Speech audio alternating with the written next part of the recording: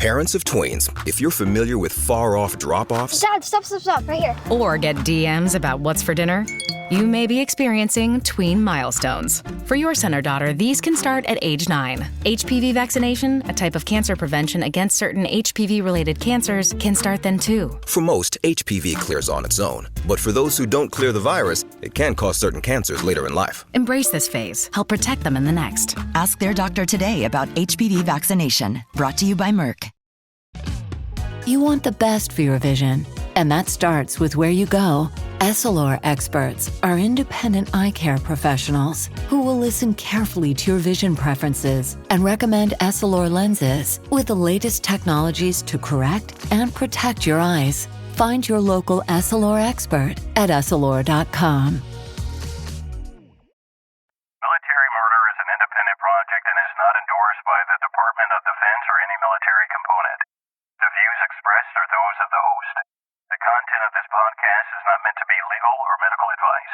Warning, this episode contains graphic details of murder and is not suitable for young listeners.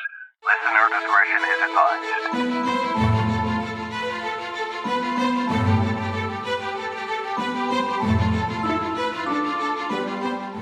Welcome back, True Crime Army. I am your host, Margot, and this is Military Murder, a show where I focus on crimes committed by military members and veterans. But don't worry, you don't have to know anything about the military to listen, I promise. You just have to be a true crime enthusiast, and if that's you, welcome home. Hello, my loves. Okay, before we get started, I just have one announcement to make. For the months of March and April, every Wednesday, I will start going live at 8 p.m. Central on Instagram. So if you have any burning questions, drop into a live. We can chat about the episode, like that week's episode, previous episodes, or any other hopping true crime stories that y'all want to talk about. Make sure that you're following me on Instagram at Military Murder Podcast, and I will see you live in a few days. So I've been following today's case since before I pressed record on my podcast back in 2019. I know, can you believe it? I was still active duty at the time and trying to decide if I should even start the show. And then I saw the headline in this case. Missing woman found, husband, Air Force reservist arrested in her murder. I was stunned and I followed the case pretty closely. And just this year, the case finally made its way into a courtroom. In writing today's episode, I wanted to present it to you the same way that the world observed the information. So I will walk you through the disappearance of Andreen McDonald, the arrest of her husband, and ultimately the shocking trial. Join me today as I tell you the tragic story of military spouse Andreen McDonald. Now, let's dig in. Andreen Nicole Anderson was born on September 23, 1989 to parents Hyacinth and Paul. Hyacinth goes by Maureen, so that's what I will call her throughout the episode. Andreen's father, Paul, was a retired member of the Jamaican Defense Force, and after his retirement, he moved to England in the 1990s. Nonetheless, Andreen grew up in Port Antonio, Jamaica, and in 2006, after excelling at her studies, she graduated from Titchfield High School. After high school, she obtained her associate's degree in business studies from Excelsior Community College in Kingston. Eventually, in 2009, Andreen married a man who was from her hometown but was living in Florida at the time. The man's name was Andre McDonald, but more on him in a little bit. Back in the United States, Andreen had no indication of slowing down. She was really into fitness, and ever the early bird, you could find Andreen at the gym at 5 a.m. She competed in weightlifting and fitness competitions, and on many occasions, she took first place. All right, let's talk a little bit about Andre. Andre McDonald was born in the late 70s in Jamaica.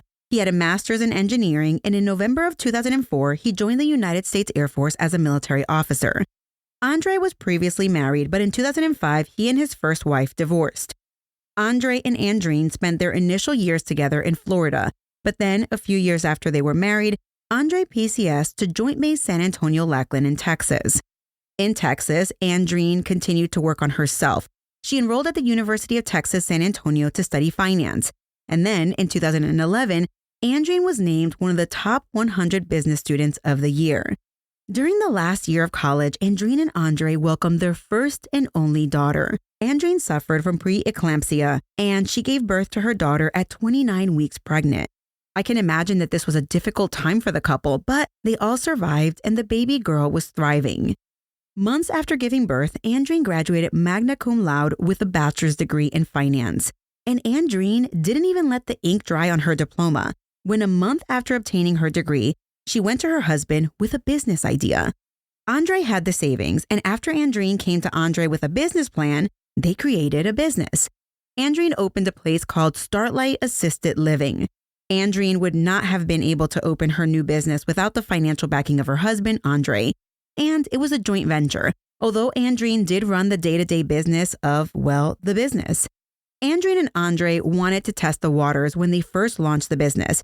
So they purchased a big home and renovated it. They lived in the top portion of the home, and they ran the assisted living part of the business with a few rooms out of the first floor living space. After getting their feet wet, the business was booming, and soon Andreen and Andre opened a second location. In total, the McDonalds owned 3 assisted living homes as part of the 2 separate locations. And by early 2019, they were working on the construction of a 4th brand new facility. Andreen loved her assisted living patients, and she often visited with them and made them feel at ease. Andreen was out there making a name for herself, and her alma mater wrote a quick blurb on Andreen. During her interview, Andreen contemplated on why she loved what she did by saying, quote, "Coming in and seeing smiles on everyone's faces, I know I'm doing something good. The fact that I can have a family member come in and commend me on the job that we do here, that their mom and dad is doing better, I like that recognition. It drives me to do better," end quote. And better she did. Andreen shared that Starlight was born from her witnessing her mother's dedication as an RN. She also said that she really loved watching her husband's family's dedication to caring for his grandmother after she had to have her leg amputated.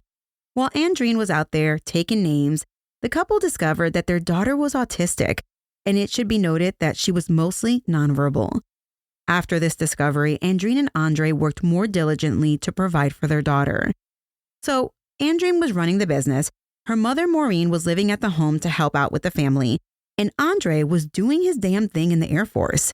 By 2014, seeing that the business was doing well, he and Andreen wanted to stay put in Texas, and when the threat of an impending PCS was mentioned, Andre transitioned from active duty to the reserves.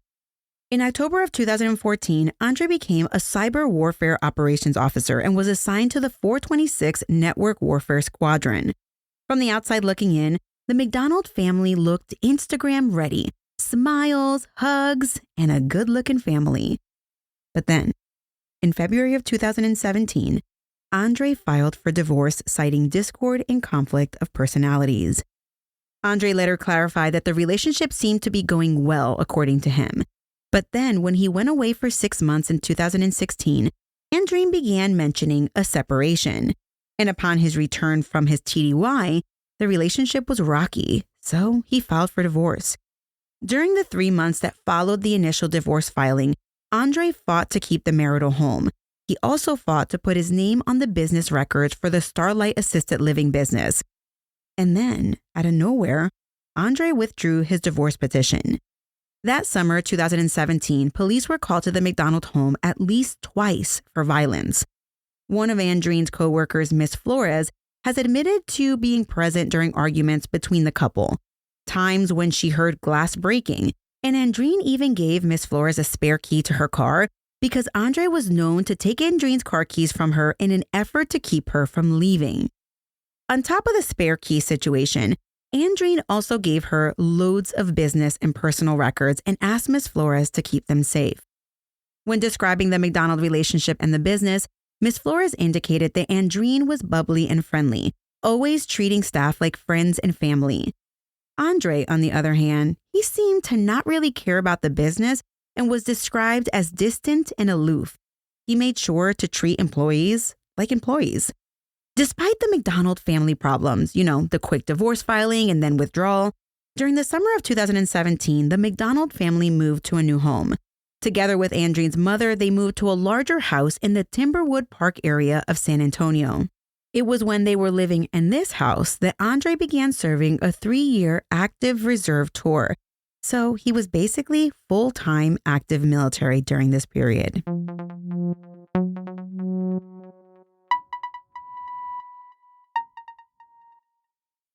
The last Instagram that Andreen posted was on February 26, 2019.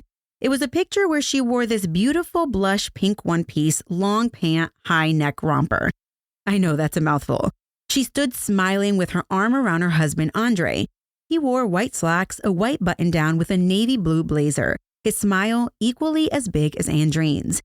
Andreen was much taller than her husband, so she towered over him in the picture. The caption read, "Great night at the launch of the 2019 Man of Distinction book." This would be the last post Andreen would ever make. On March 1st, 2019, 29-year-old Andreen, who was a creature of habit, well, on this day, she failed to show up to her 5 a.m. Iron Tribe fitness class. And then she failed to show up to work. One of Andreen's coworkers grew concerned around noon when she hadn't seen or heard from Andreen. This coworker then called one of Andreen's friends, a woman named Carol. When Carol heard that Andreen had not shown up to work and she wasn't answering her phone, well, Carol was like most of us, and she grew extremely concerned. Carol grabbed one of her coworkers and they rushed to Andreen's house located at 1042 Solitude Cove. The women soon arrived at the house and they knocked on the front door and there was no answer. They went around to the back, they knocked again, and no answer. While they were out back, they spotted a burn pit on the ground that appeared to have been recently burned. Inside the burn pit, they saw a zipper. Now, you might be envisioning a burn pit in the grass, but this particular burn pit was just kind of in the gravel sidewalk, which was odd. At this point, the friends were growing even more concerned. Initially, Carol thought that maybe Andreen needed help because she suffered from these really bad headaches, and sometimes she suffered so badly she had to lock herself in a closet, turn off the lights, and cover her head. But seeing this burned area in the backyard was just creepy to the two women. The women tried the back door handle and it was unlocked, so they rushed inside. Andreen? Andreen? But as they called out, there was no answer. Inside the home, the friends had this eerie feeling that something wasn't right. They walked into Andreen's room and it was a mess, and there was a strong smell of bleach in the master bathroom. When they looked at the light switch, it appeared to have hair and blood on it. Carol's first thought upon seeing this was, oh my God, Andreen is dead. The friends rushed out of the house to pick up Andreen's mom, Maureen, who was working nearby. They were all a little frantic, so they started calling hospitals to check if Andreen was there. But nothing. They called Andre multiple times and finally he answered. They were concerned. They grilled Andre about Andreen and he said, "Listen, ladies, listen. She's probably at work." And they were like, no. She hasn't shown up today. And then Andre was like, okay, listen, she's maybe at home.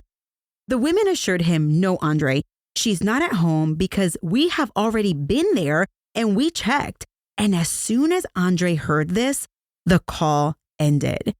The three women now rushed to Andreen's house, and as they were pulling up, they saw Andre attempting to leave the house. He mumbled something and quickly evaded the women as he got into his car and drove off. Super suspicious, huh? And that is when, at approximately 1:22 p.m., the Bexar County Sheriff's Office got a frantic call asking for a welfare check at Andreen's house. Investigators soon arrived at the house and the friends walked the police through Andreen's house. While there, authorities collected hair and tested the blood on the light switch. Much later, these investigative items would confirm that the hair and blood on that light switch belonged to Andreen McDonald. Well, while the investigators were at the house, who showed back up but Andre McDonald himself? Police asked Andre if he had seen his wife. Andre briefly mentioned that they got into an argument the night prior, but he was like, hey, listen, she's at this local hospital. Andre didn't elaborate about the hospital situation, but police immediately called the hospital and they soon learned that Andreen was not actually at the hospital. By this point, things weren't looking too good for Andre, but there was no sign of Andreen, and that was the authorities' first goal: find Andreen, dead or alive. The search of the home continued, and it would reveal blood on the seemingly clean bathroom floor. It would reveal blood on the bathroom door and blood in one of the couple's cars, specifically the Chevy Malibu. Also inside the home, investigators found Andreen's belongings: her purse, her ID, her keys. The only thing missing was her passport. While the police taking the missing persons report were still at the house, one of Andreen's friends revealed a chilling comment that Andreen made. Andreen had confided in this friend that, quote, if she ever went missing, it would be because Andre McDonald killed her, end quote. In searching for Andreen, police called her family in Jamaica. Contact with Andreen's family in Jamaica was a dead end as they hadn't heard from Andreen either. A call to the FBI would reveal no one had attempted to use Andreen's passport to leave the country. That day, after the initial search of the home, Andreen's mother and her daughter stayed somewhere else. Andre, however, stayed at the house alone located at 1042 Solitude Cove. That night, the gate at the gated community would track Andre leaving and returning to his home multiple times throughout the night.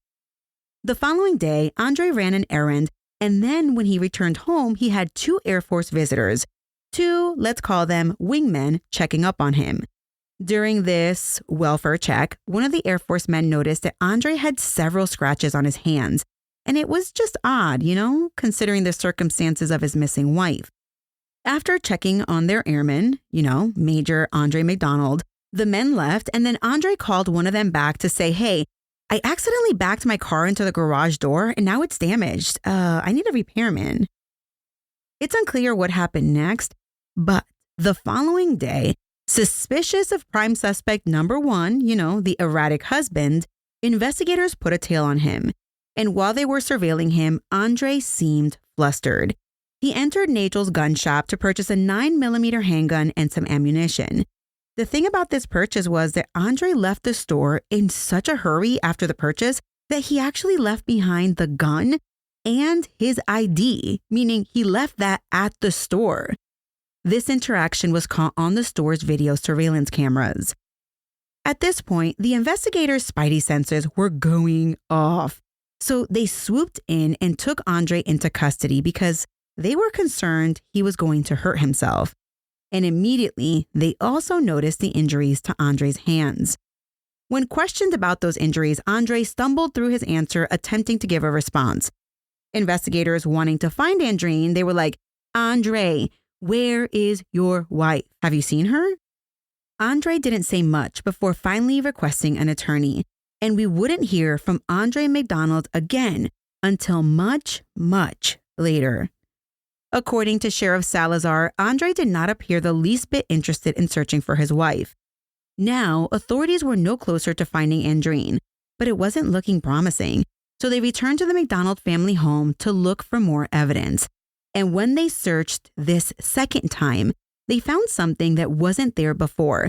They found the garage door was a hot mess, and they found 2 torn-up receipts in the trash can.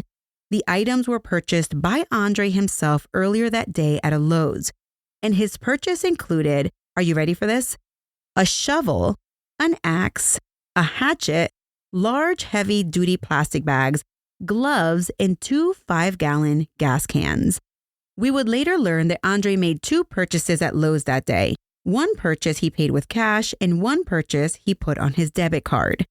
What in the world? Okay. Investigators rushed to find these items, and they found them in Andreen's car. Inside of Andreen's Porsche, they found a shovel with fresh dirt on it. They also found the axe, hatchet, gloves, and plastic bags. According to KS18 News, in a trash can, authorities also found heavy coveralls and a claw hammer with woody plant debris on it. This hammer would prove much later to have Andreen's DNA on it. During the second search, authorities found a second fire pit that was not present during their initial search just a day earlier. Investigators later determined that this fire pit was used to destroy papers and some other items. A third search of the home later revealed a man's sweater and jeans in the laundry room. Testing would confirm both Andreen and Andre's blood on this specific clothing. As investigators were trying to piece together Andreen's last day, because, they were assuming she was dead, they obtained surveillance footage of Andreen and her daughter at a Pizza Hut on February 28th at 6:20 p.m. Now, mind you, this was the day before she was reported missing by her friends. Cell phone records would reveal that both Andre and Andreen's phone returned to the house and were there together at 9 p.m. But at 9 p.m., Andreen's phone went off the cellular network and was never turned back on. Andre's phone went off at 9 p.m., but stayed in the house and then turned back on at 6:30 a.m. on March 1st. Within 48 hours of Andreen's missing persons report, Andre McDonald was sitting in jail. On March 3rd, he was charged with tampering with evidence and he was held on a $2 million bond. On March 4th, the San Antonio community immobilized, and together with investigators, they conducted searches for Andreen's body. Not knowing where else to look, they focused the search near Andreen's house. On March 7th, after discovering that Andre had entered Camp Bullis, after Andreen had been reported missing, a search party went out to search Camp Bullis and the surrounding area, but they found nothing. After Andreen went missing, her sometimes nonverbal 6-year-old who was autistic began to make strange statements to family and friends. She would say things like, "Daddy hurt mommy," further explaining that mommy then fell to the floor after daddy hurt her. The little girl even said, "And mommy was like this," and she said this while she mimicked difficulty breathing. According to an arrest affidavit, on one occasion, the little girl was playing with a doll in the backyard. She then placed the doll in a circle of rocks, broke some small sticks, and placed them over the Barbie. The little girl then poured something on the doll and then asked people for the fire.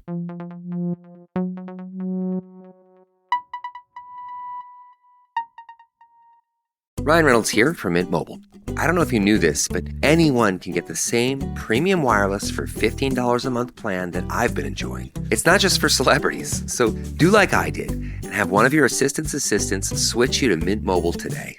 I'm told it's super easy to do at mintmobile.com/switch. Upfront payment of $45 for 3-month plan, equivalent to $15 per month required. Intro rate first 3 months only, then full price plan options available. Taxes and fees extra. See full terms at mintmobile.com.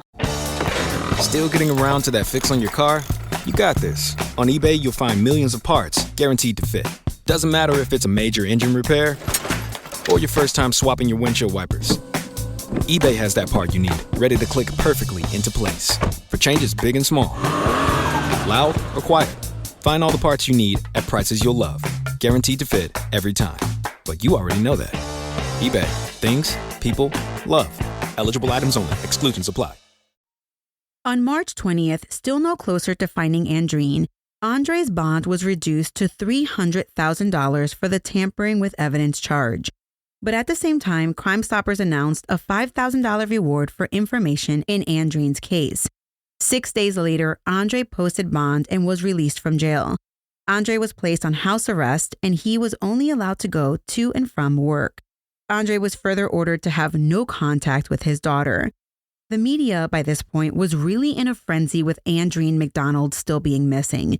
So the Air Force, of course, I am sure they were getting tons of PA requests. They put out a statement that read in part, quote, "Major McDonald is still a member of the Air Force family, and he will be treated as such and afforded the same rights as any airman. He is expected to conduct himself in a manner that is compliant with the stipulations under which he is being released," end quote. It's not surprising to learn that Andreen's daughter at this point was not doing well. She hadn't seen her mom in months, and now she didn't have access to her father. But Andreen's daughter's counselor later spoke out about the drastic change she saw in the child. The little girl became hostile, and she was just not the happy-go-lucky child she used to be. During a custody hearing, the counselor testified that on one occasion, the little girl took her Play-Doh utensils. She cut up her Play-Doh and then said, quote, "I'm going to cut you up and you're going to die," end quote. In addition to these actions, the little girl would often tell other children she wanted to burn them. And this behavior would all reveal itself much, much later. During the months that everyone was looking for Andreen, many of her friends spoke out about Andre. They believed that Andre had been abusing Andreen. One coworker told News 4 San Antonio that a month before Andreen went missing, Andreen showed up to work with visible scratches on her face. The coworker asked her what happened, and Andreen simply replied, "It's Andre." For close to 4.5 months, no one had seen or heard from Andreen.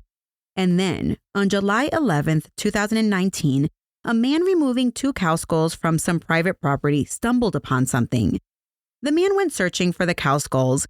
and instead he found one cow skull and one human skull in addition to many human bones. The man found these bones roughly 20 yards from the road on the 50-acre piece of private property on the 600 block of Speck Road. When you look at a map, you realize that this is 6 miles from where Andre and Andreen lived, and it would have taken roughly 14 minutes to arrive at this location from 1042 Solitude Cove. There were only 2 ways to get onto this private property. First, you could jump the fence and walk the 15 to 20 yards, or you could walk to the gate and walk the 125 yards to this location. When investigators arrived on scene, they discovered that the human bones had been covered by cow bones, and then they had been set on fire.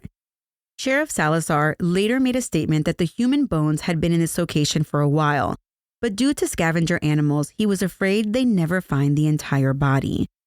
The sheriff indicated that the search parties had searched near this area previously, but likely due to this being on, the other side of private property, this specific area had not been searched. 2 days after the human skull was recovered, an announcement was made. Dental records confirmed the remains were those of 29-year-old Andreen McDonald. That same day, July 13th, Andre McDonald was taken back into custody and finally charged with Andreen's murder. His bond was set at $2.3 million. After the arrest, Sheriff Salazar told the media that it was clear that Andreen and Andre's daughter witnessed whatever happened to Andreen.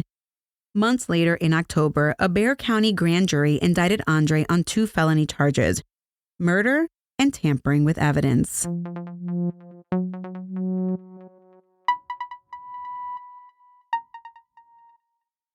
Andreen was finally laid to rest in December of 2019 in San Antonio. The service was a celebration of life, but this was no celebration because Andreen's mother and daughter, they had no closure. By January 2020, News 4 San Antonio released an article describing how Andreen's mother and daughter were struggling emotionally and financially. The assisted living facilities run by Andreen had now been shut down. So now her mother was without employment and there was no money coming in. Andreen's mother was struggling to pay the mortgage and to keep food on the table. There were constant threats of foreclosure, and eventually the mom and the daughter had to move out of the house to stay with family members. Of course, due to the pandemic, Andre's trial was postponed various times. But then, on March 15th, 2021, Andre's bond for the murder charge was reduced from $2 million to $450,000, and his bond for the tampering charge remained at $300K. But even with the reduction, Andre couldn't afford to bond out. Then, in November of 2021, the total bond was reduced yet again. This time it was set to $250,000. And with that reduction, Andre bonded out where he remained until his trial in early 2023.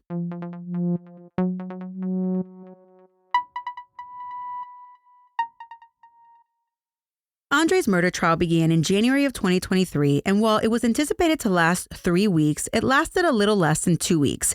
Here is a synopsis of the trial.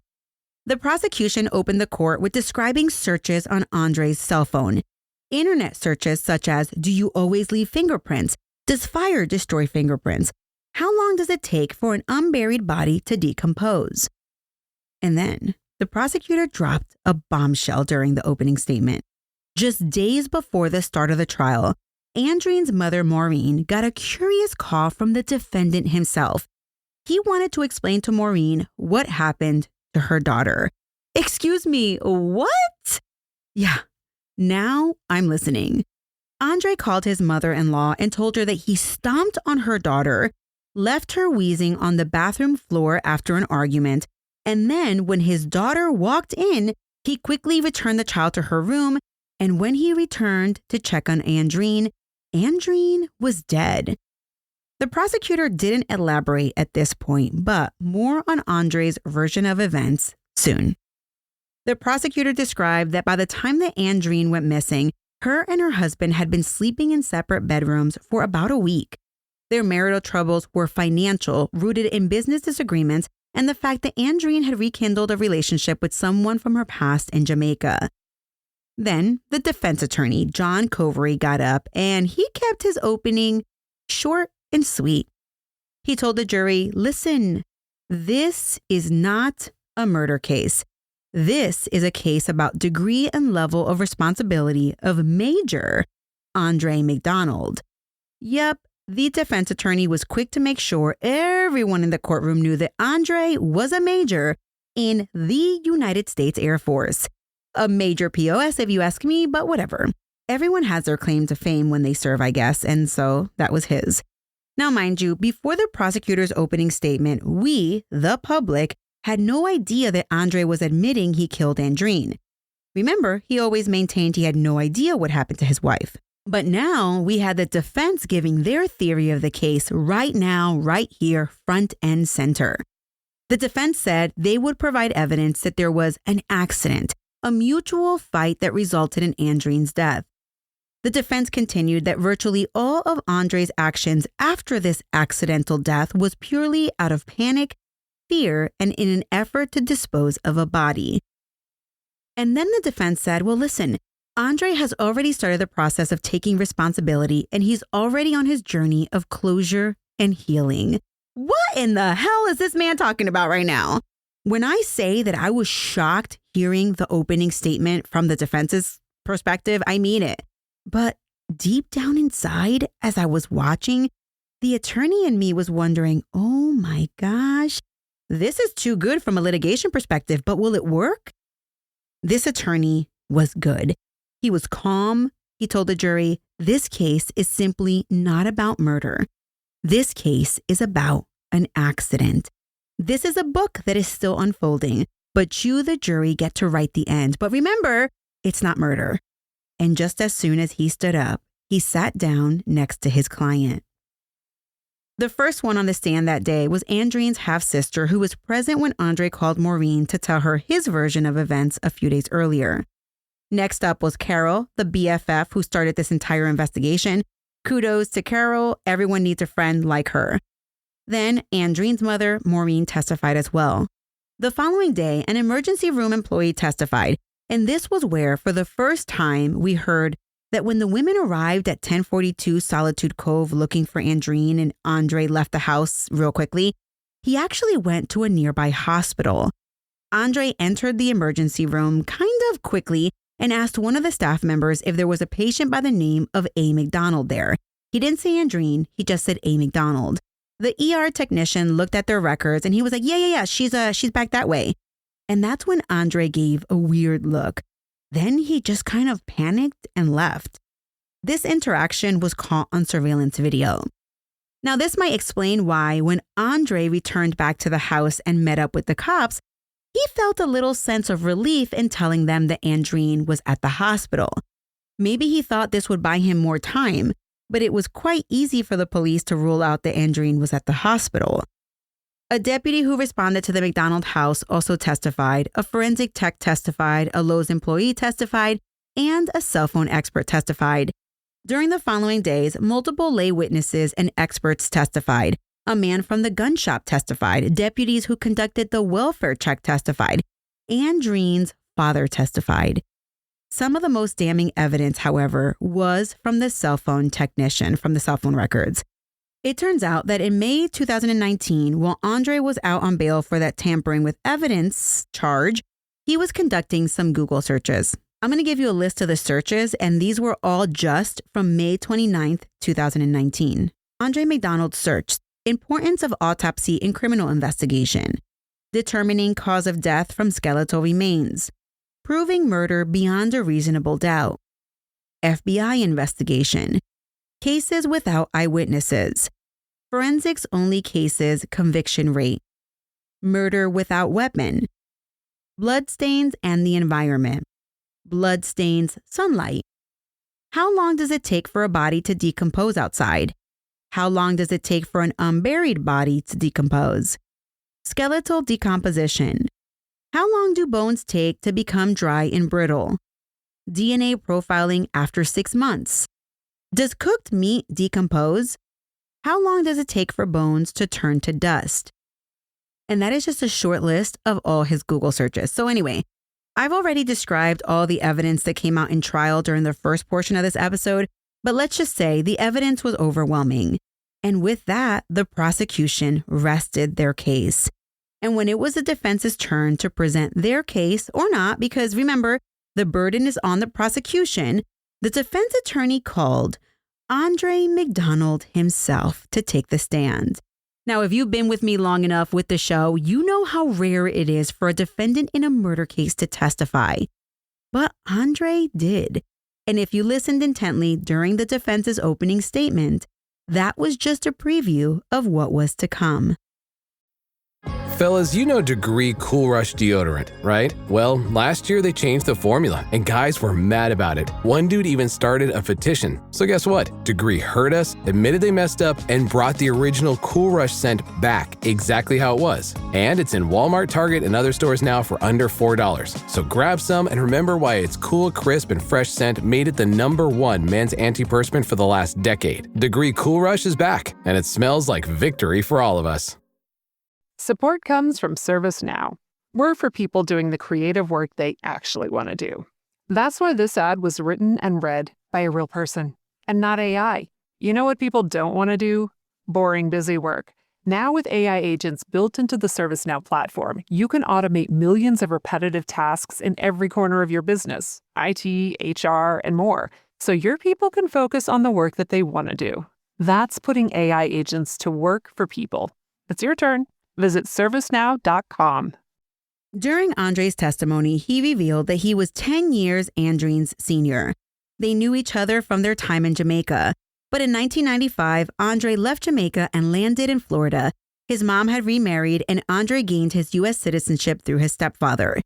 Andre obtained a degree in electrical engineering, and that's when he joined the Air Force.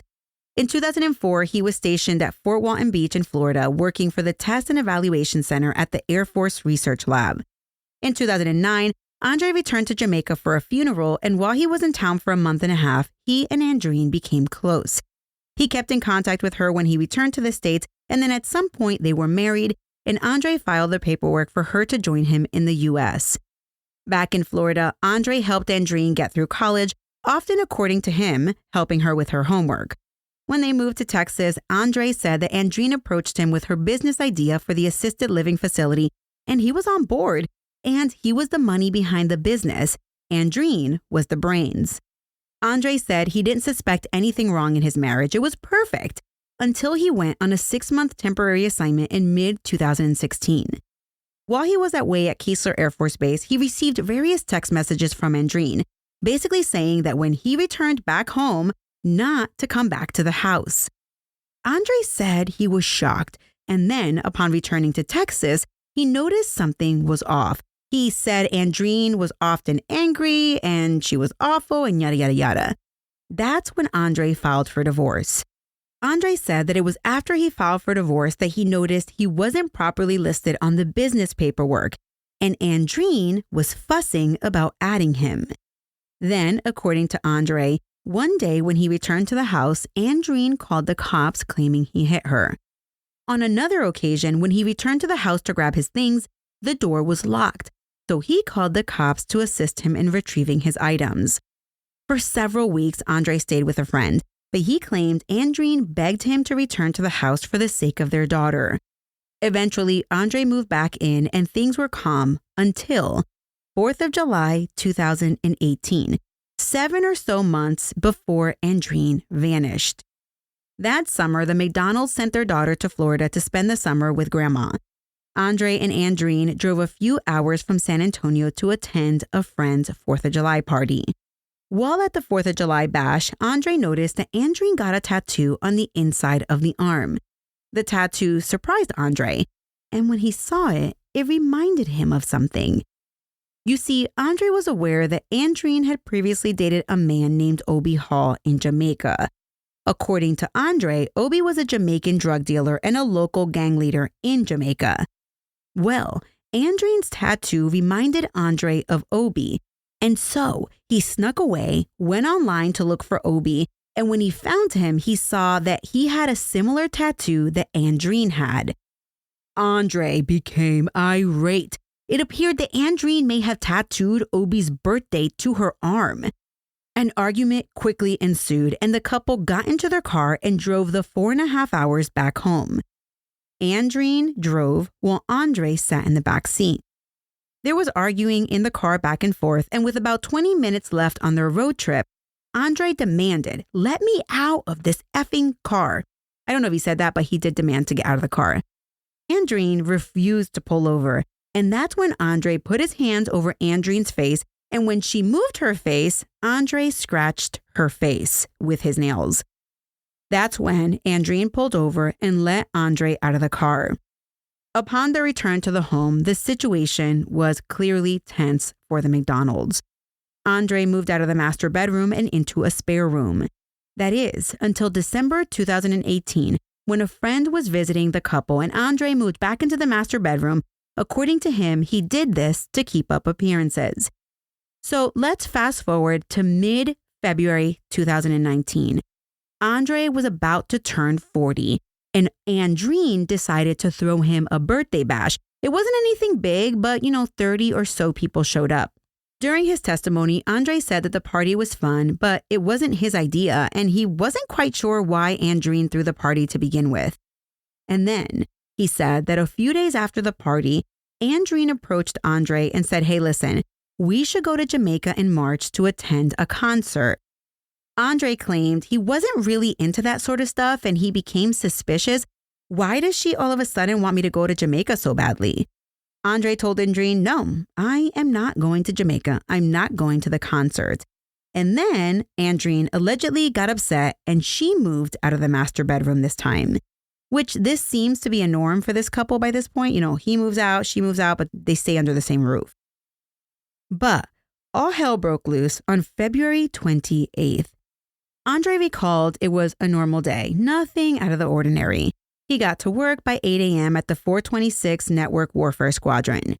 Sometime that day, he got a message from Andreen telling him to meet her at H&R Block to sign their tax documents. Andre arrived at the H&R Block about 10 minutes before Andreen, and so he sat there reviewing the documents. But immediately, something caught him off guard. As he was reviewing the documents, he noticed that Andreen had created a new company and named it after her daughter. But Andre had never heard about the company before, and now, according to him, he was suspicious of his wife. Why was she trying to cut him out of the business? On the witness stand, Andre told the jury, quote, "Immediately I knew she was stealing from me," end quote. Upon closer examination, the new LLC was created just days after the 4th of July argument in 2018. By this point, Andre was stewing. So as soon as Andreen walked into the office, Andre confronted her about the new business. And they got louder and louder. And that's when Andre said they signed the tax paperwork and left. Andre headed to a gas station. Andreen headed to the pizza joint. Meanwhile, Andreen was texting Andre. She basically told him it doesn't matter because Texas is a community property state. And I believe she's referring to divorce. Well, at 7:45 p.m., Andre responded in a text, quote, "There is absolutely no way on earth that company you formed is going to own anything. So I'm not going to even discuss this any further. If you believe I would ever trust you like that after the incident with the bank account at Broadway and after what you did last year, you must be crazy. You do not represent my interests. All you do is scheme, but I'm no fool," end quote. Andre testified that he did not return home immediately. He went to a park and just stewed. His intent was to wait it out until Andreen was sleeping. He was going to sneak into the house, go to sleep, and then file for divorce first thing in the morning. But things didn't turn out that way. And this is where Andre began to tell the story of Andreen's last minutes alive. Andre returned to the house a little after midnight. When he opened the front door, he was a little shocked to see the kitchen light on. As he moved through the first level to get to the master bedroom, he saw Andreen sitting on the couch. Andre immediately told Andreen that he'd be filing for divorce. And according to Andre, Andreen became extremely upset and she started yelling at him in another language.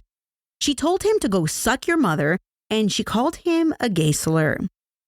Andre was like, "Whose mom are you talking about?" And Andreen was like, "I'm talking about your mom."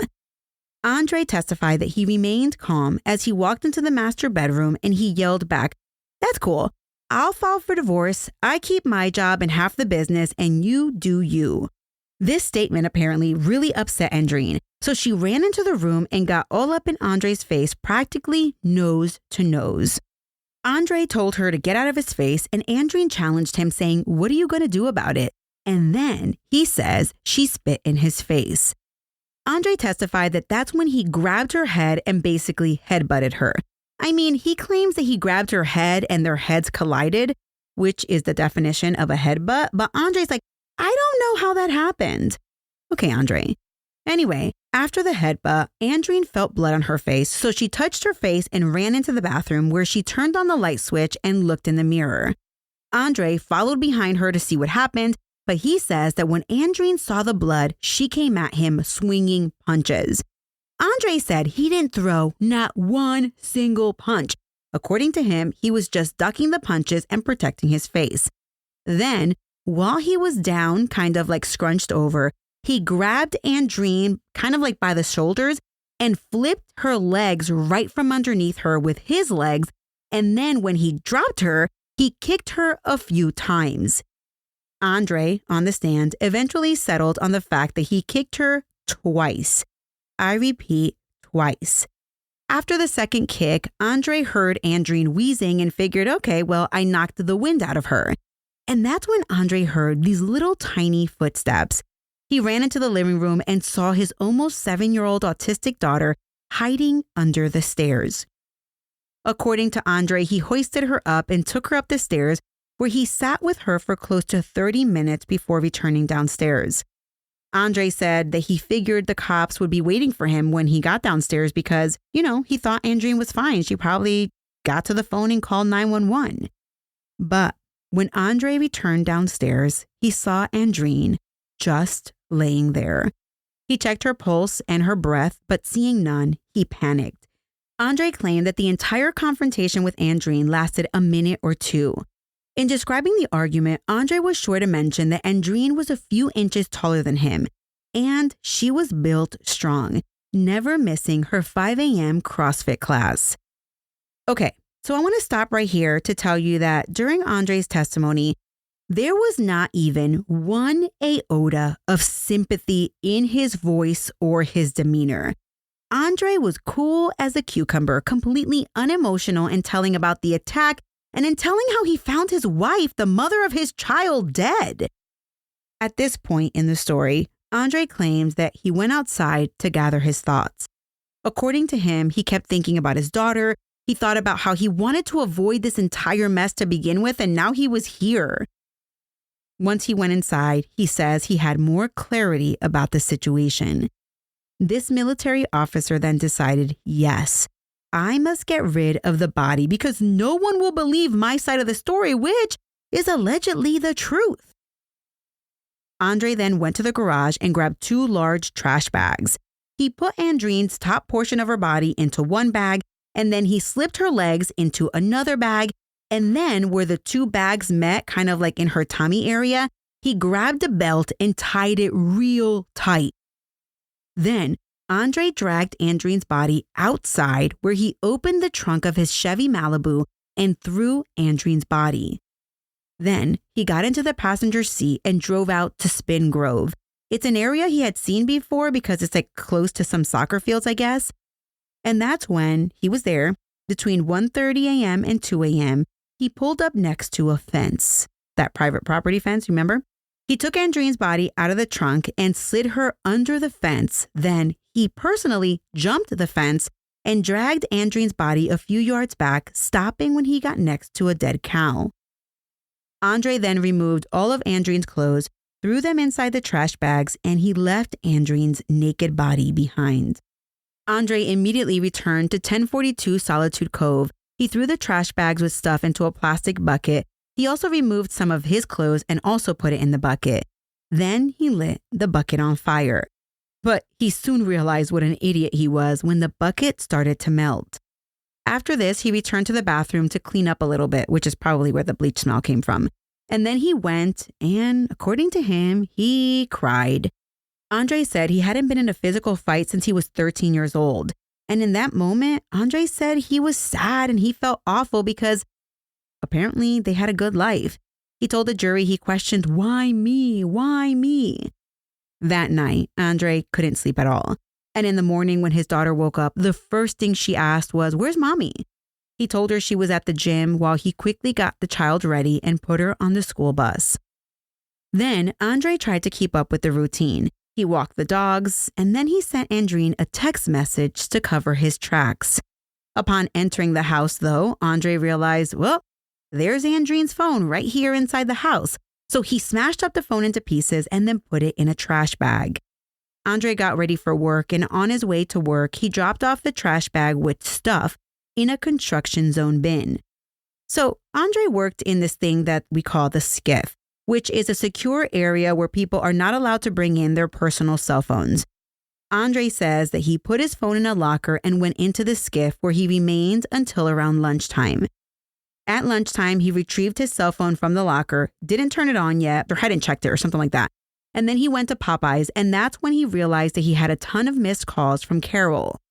He says he returned her call and she grilled him. He recalled passing them as they arrived at his house. Andre said he was lost, and that's when he walked into the ER. Andre was shocked when the receptionist tried to walk him to some random patient. And as he exited the hospital, Andre felt trapped.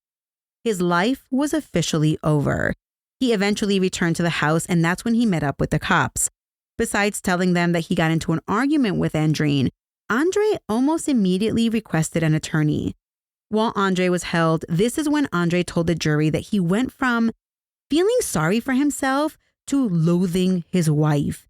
He started thinking that Andreen was not only trying to cheat Andre out of his portion of the business, but Andreen was physically cheating on him with Obi. And then a light bulb went off. It occurred to Andre that Andreen was trying to set him up to be murdered in Jamaica. I'm sorry, what are you talking about, Andre? Anyhow, after hours spent making up imaginary scenarios in his head, Andre was released and he returned home.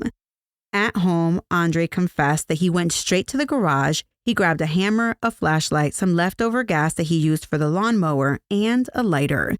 He jumped into one of their many vehicles. This time, it was Andreen's Porsche, and he returned back to Andreen's body. Andre said he poured the leftover gas on Andreen's body and then lit it on fire. But apparently, the fire quickly dwindled. That's when Andre grabbed the hammer and just started hitting Andreen's already dead body with it. At one point, Andre used the claw part of the hammer on Andreen's face and neck, and he recalled, while he was testifying, without any remorse by the way, that the claw got stuck in Andreen's neck and he had to pull it out of her. Andre, after he was done hitting her, or he thought he was done, he stood up and began to walk away.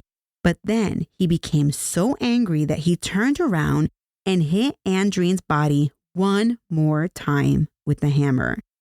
Again, zero given by this douche canoe as he told this gruesome story to a jury. Upon returning home, Andre took everything off and together with the hammer, he put it into a trash bag. The next day, Andre headed to Lowe's for his purchase, but none of those items were ever used on Andreen. Before Andre got off the stand, his attorney asked him about all those Google searches on his phone. And Andre was like, yeah, I did that to see what the case against me would look like. In recalling this being the first time talking in public, Andre said he waited for his day in court to tell his side of the story because he didn't want cops to manipulate the narrative. During cross-examination, the prosecution questioned Andre about some moments when he was aggressive towards Andreen in front of others. But Andre always had an excuse for that. Those scenarios never happened. When I tell you that watching this man testify was the most infuriating thing ever, I mean it. I mean, listen, I sympathize with portions of this story, but what I cannot get past is how he thinks that all it takes to kill someone are 2 kicks to the body. It just doesn't add up. So, with this evidence in hand, the jury now had an excruciatingly difficult task ahead. Do they convict Andre McDonald of first-degree murder or something else? Would the jury believe that he accidentally caused Andreen's death by dropping her to the ground and swiftly kicking her 2 times? Well, the jury took all the evidence and they deliberated for 11 hours. And then, at approximately 2 p.m. on a Friday, they sent a note to the judge telling Judge Frank Castro, hey, listen, Judge, we just cannot come to an agreement. The judge brought the jury into the courtroom where, over the defense's objection and motion for a mistrial, Judge Castro read the jury the Allen charge. An Allen charge encourages the jury to keep deliberating until they reach a decision. This charge is given in an effort to avoid a hung jury. With that instruction, the jury continued their deliberations as instructed, and then they reached a verdict. Andre McDonald and his defense team stood at the defense table as the verdict was read.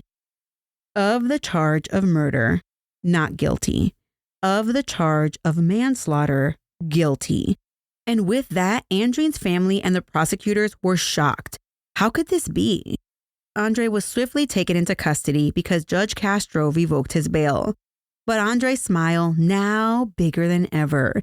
Maybe because it really was an accident. Or maybe because he got away with murder. The following week, Andre stood in front of Judge Castro to await his sentence. But before a sentence could be handed down, the judge gave Andreen's family and friends an opportunity to tell him about the impact of Andreen's loss. A lot of people often overlook the sentencing phase of trials, but in most cases, it truly is the most important part of a family's healing journey, an opportunity to confront the monster that has caused so much pain and suffering. Suffering that truly will never go away when a loved one is lost. Andreen was only 29 years old when she lost her life. 29 years old. Let that sink in. She was literally just starting to live her life.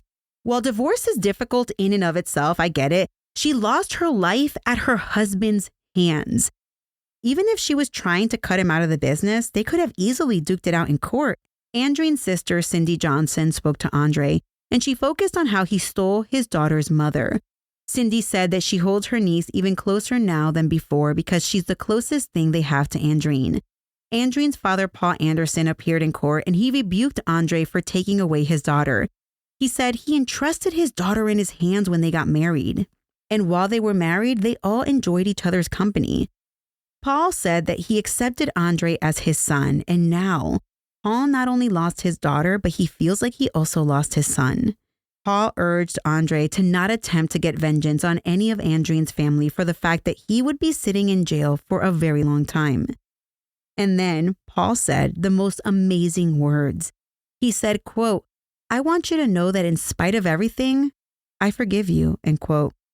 He then proceeded to tell Andre that he still loved him and it was now up to him to get God's forgiveness for what he has done.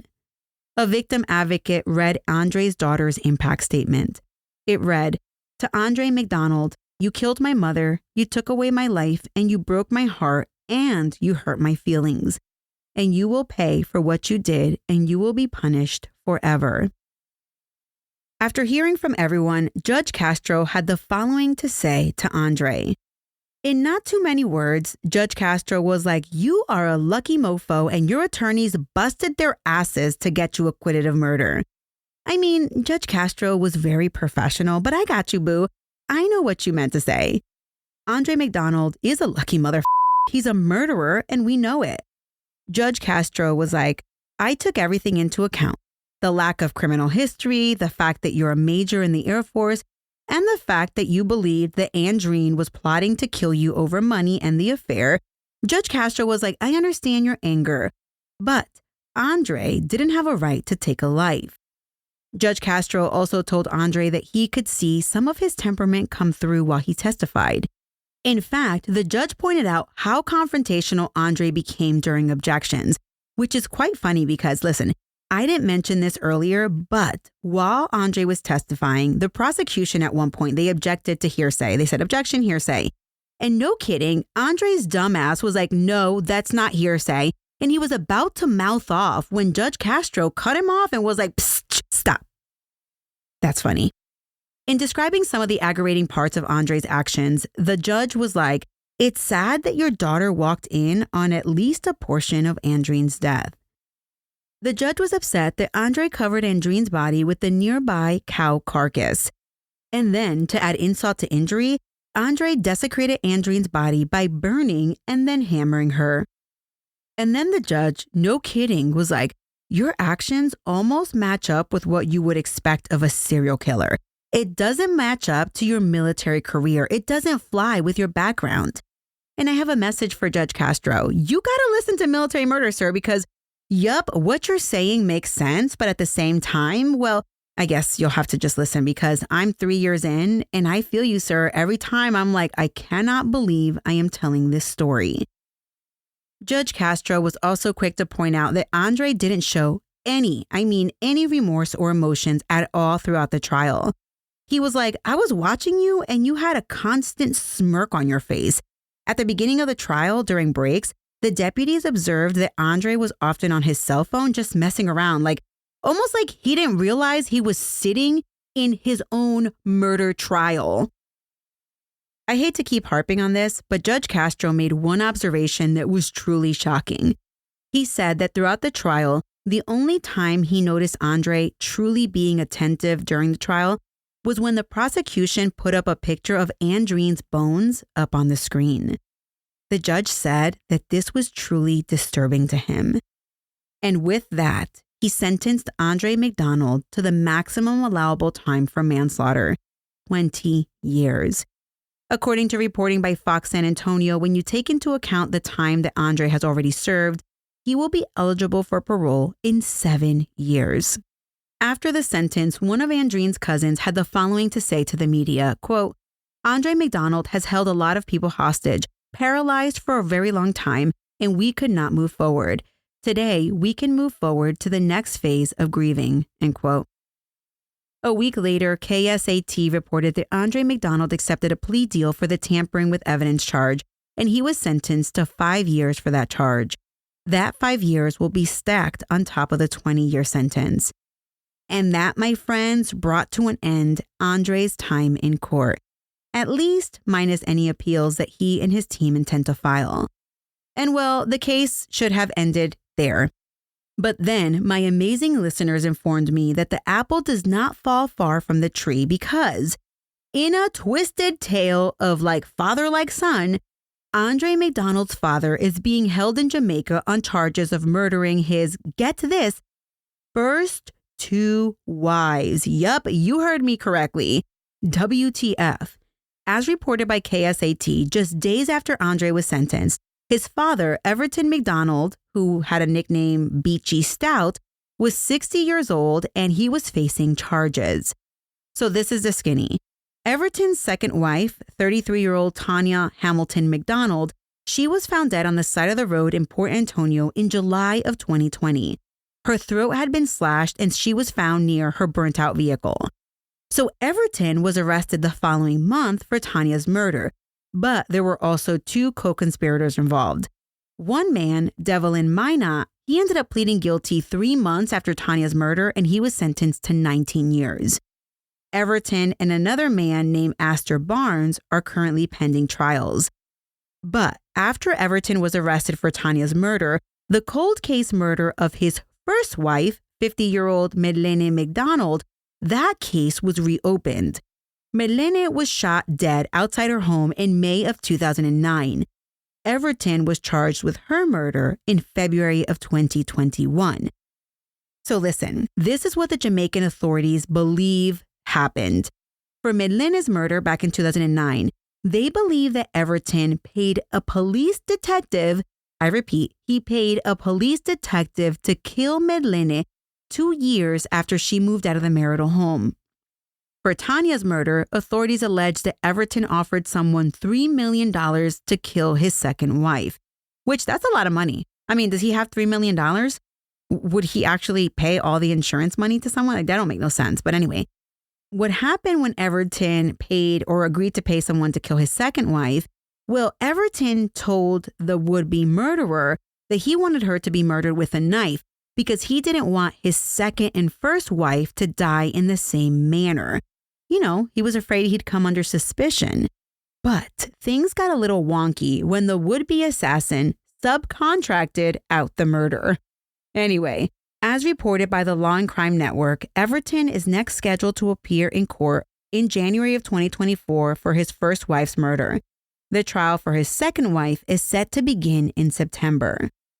As for Andre, as it stands, he is still a member of the United States Air Force. I am sure that the Air Force is scrambling to discharge Andre now that his civilian trial is over.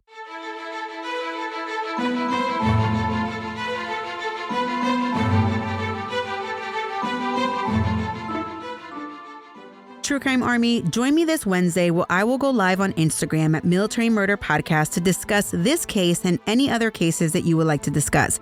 I'll be there 8 p.m. Central Time on Wednesday. It feels like I've been a little distant lately because I'm going through some life stuff, but I want to make sure to make time for all of you, so please join me 8 p.m. Central.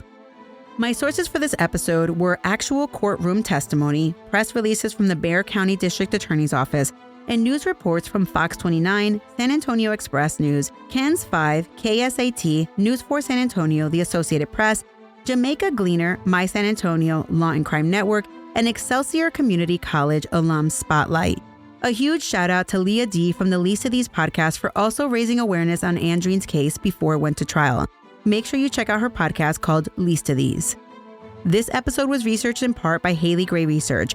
Executive produced by Jen, Tina, Alicia, Bob, Falcon 13, and Nicole. Our newest associate producers are May and Cody. Our newest assistant producers are Taryn, Don, and Bechtilda. The theme music was created by Ty-Ops. Until next time, remember, you never really know what someone is capable of, so remain vigilant always. You have a fabulous week, and I'll keep digging to bring you another military murder story next time.